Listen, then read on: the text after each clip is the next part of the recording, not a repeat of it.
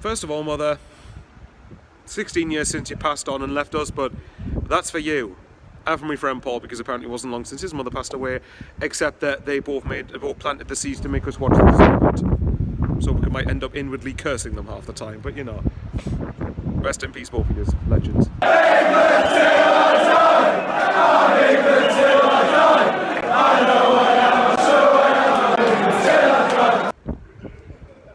Sets up a very tasty tie, that, doesn't it, in the quarterfinals. Obviously we have France next Saturday, but England managed to get better of Senegal. Wasn't all plain sailing, mind, because putting it bluntly, the first half was a load of,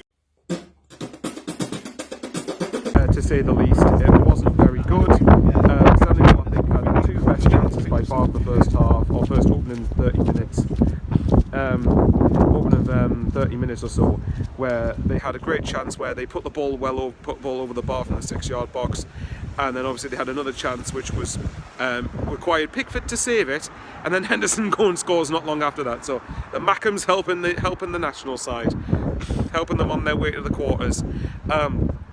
Obviously when Henderson scored there was a bit of relief there, and definitely a big amount of relief when Harry Kane doubled the lead, because up until that point, up until we took the lead, I honestly felt England were just very, well, half asleep, to be honest. I felt that we maybe underestimated Senegal a little bit. I still believe we had the team that should be beating Senegal, but nevertheless you've got to go out and earn the result, obviously. You don't have the God-given right to just go and beat anybody, as we know.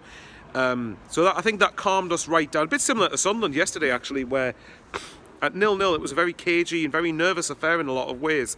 And then as soon as we took control of the game, in both instances, there was no real looking back then. And obviously Bakayoko Saka scores early in the second half, really puts the tie beyond Senegal. And I liked the fact that Southgate just managed to bring some players off and put some other players on to get minutes and to give the other guys a rest ahead of what is going to be easily the toughest game that we've had in the tournament so far, when we come up against France next weekend. And actually, I'm going to put a bold statement out here.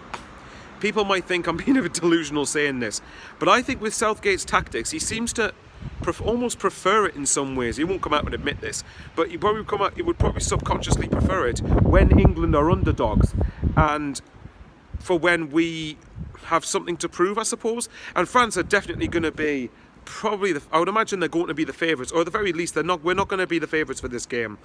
They've got a very good side. We all know how good Kylian Mbappe is, but they've got a bunch of other players that are going to be a threat for England. And in some ways, Southgate's tactics, I think, could suit us against France. So I wouldn't be shocked if we beat them. But of course this will get clipped in a week's time when we lose 4-0. So, you know, hopefully not the case. But we'll wait and see. But no, definitely an important win. We needed to get to the quarters. And again, a tasty tie lies ahead. So we shall see how we get on. As always, like I say, hopefully if you're not subscribed, I've done enough to earn a subscription. And I'm trying to get 5,000 subs at the end of the season, but you already know this if you're watching the video. But anyway, thanks for the support. It means a lot. Take care. And so we'll see if it's coming home or not. Stay safe, and thanks very much for the support again. It means a lot.